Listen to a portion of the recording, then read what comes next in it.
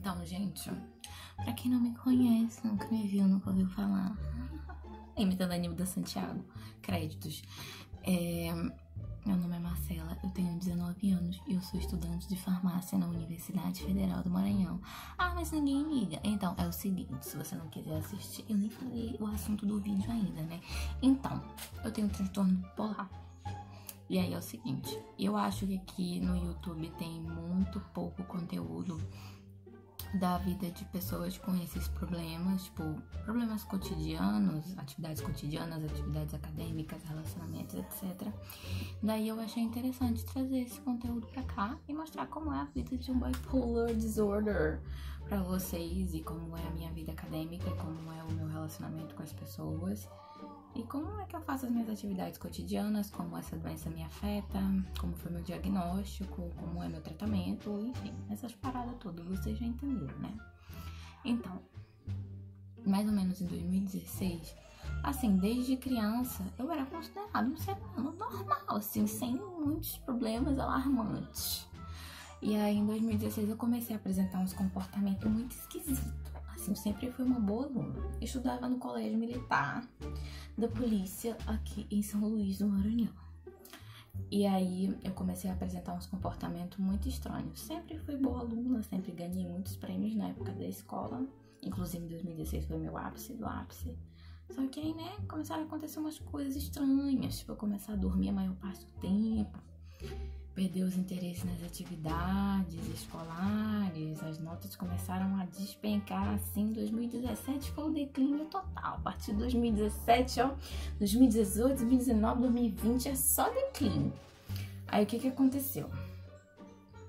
Comecei a namorar no final de 2016, início de 2017, por aí, e eu acho que isso e algumas outras situações fizeram aflorar certos sentimentos dentro de mim, que eu acho que eles estavam enterrados ali há bastante tempo.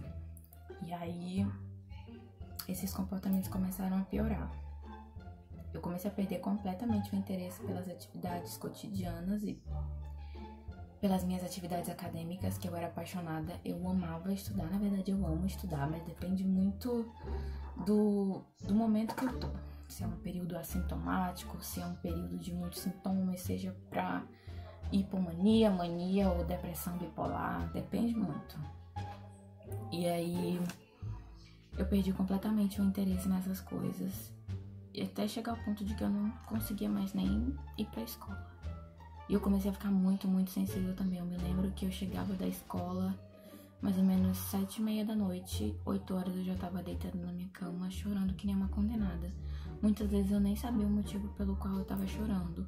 Ou eu simplesmente transformava todo mundo em um monte de demônio na minha cabeça e deitava na minha cama pra começar a chorar.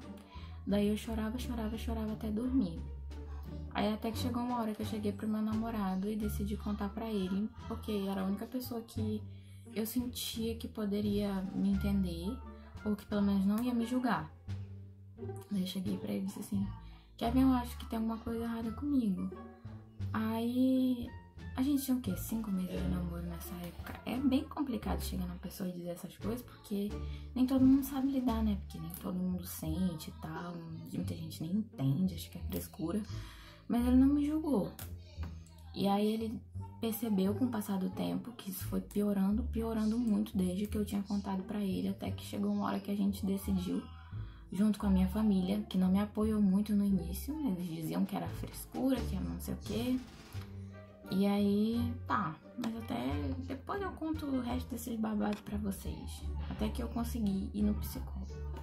Minha primeira consulta no psicólogo, gente, fomos eu, meu namorado Kevin e meu pai. Chegando lá, a médica é ótima. A psicóloga falou um monte de besteira, falou alguma coisa sobre crianças cristais. Eu não acredito muito nessas paradas, então assim, sabe, pra mim foi só uma perda de tempo e de dinheiro. Até que me mandaram pro profissional que eu realmente queria chegar, que era no psiquiatra. Daí eu cheguei pro psiquiatra e tal. O meu primeiro diagnóstico foi de depressão. Só que, tipo, era depressão normal, sabe? Sem ser depressão bipolar. E aí eu comecei a tomar sertralina por um mês. Eu não tô falando mal de medicamento aqui longe de mim, gente. Falando mal de médico, de psicólogo, de psiquiatra. Não tô falando mal de nada. Só tô dizendo que não funcionou comigo e como foi o meu diagnóstico.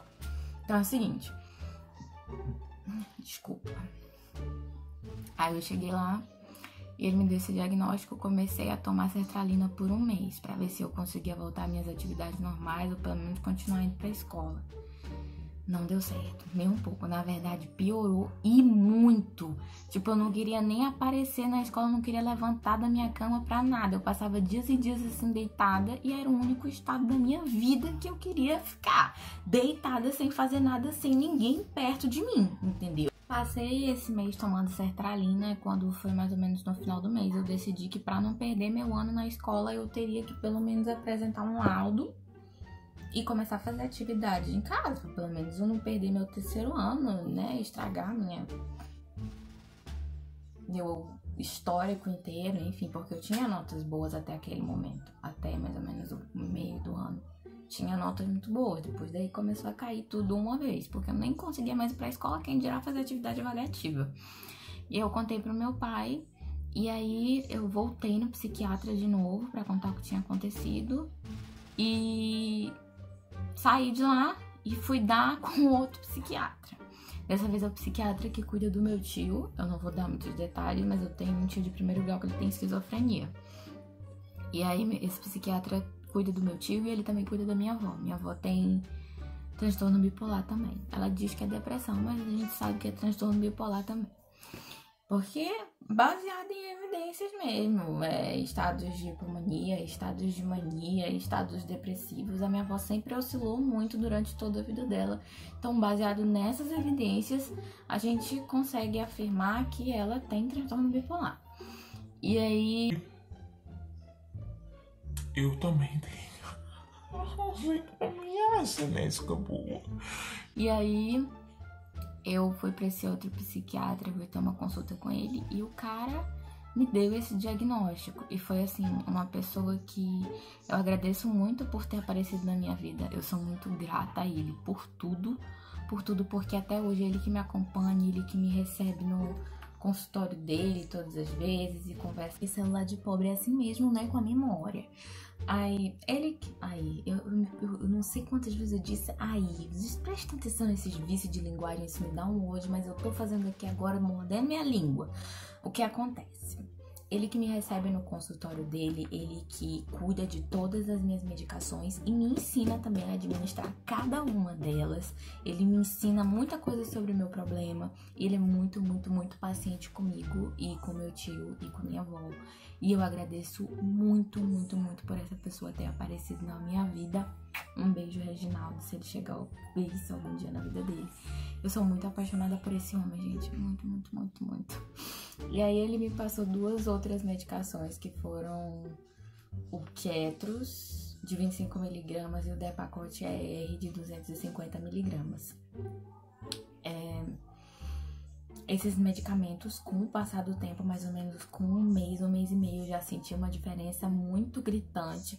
Assim, foi muito difícil aprender a lidar com a bipolaridade no início, porque é um problema novo, você não consegue muito bem identificar o que você tá sentindo, você ainda não tem aquela capacidade, aquela maturidade para entender os seus sintomas e saber quando você tá entrando em crise, seja uma crise para euforia ou para depressão, você ainda não sabe muito bem administrar essas coisas, mas com o tempo você aprende. Se você realmente se dedicar, você aprende.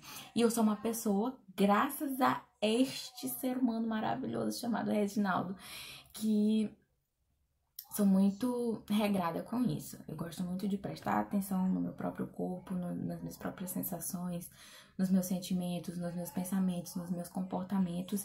E eu sou muito responsável com a minha medicação, principalmente porque, assim, eu não vejo isso, ao contrário de muitas pessoas. Mas porque eu tenho muito medo de me tornar dependente e tal. Eu acho que isso é um problema de cada um. Você precisa ser acompanhado, né, com a psicoterapia e tudo mais para poder aceitar isso de uma maneira mais tranquila, mas para mim foi muito, muito tranquilo. Eu encaro isso como sendo uma melhora na minha qualidade de vida, porque querendo ou não, é uma doença crônica, Pode ser que cure em alguma etapa da minha vida, como pode ser que eu nunca fique curada e que eu tome esses medicamentos assim, pro resto da minha vida, entendeu? Então, assim, como eles melhoram muito a minha qualidade de vida, eu prefiro enxergar eles como sendo meus amiguinhos, são meus bebês. Eu cuido deles como se fossem crianças, assim, pra mim. Tem horário pra cada um deles. Então, sou muito responsável com isso. E a minha melhora foi surgindo assim. E eu sou acompanhada, eu faço psicoterapia, não mais com tanta frequência como eu fazia antes, porque hoje eu já não sinto tanta necessidade. Não que eu não sinta tanta necessidade porque lidar com bipolaridade ficou mais fácil, porque isso que ou algo do gênero, mas é porque, né, agora eu já não surto tanto com as coisas que eu sinto, porque eu tento observar meu contexto, entender o que está acontecendo comigo e o que está acontecendo ao meu redor, para que eu me encontre em tal estado. Então, talvez em alguns próximos vídeos eu conte pra vocês como foi a minha entrada na faculdade. Nada fácil, mas não é nada que a gente não resolva, porque tudo nessa vida tem jeito. Eu espero. Com fé em Deus.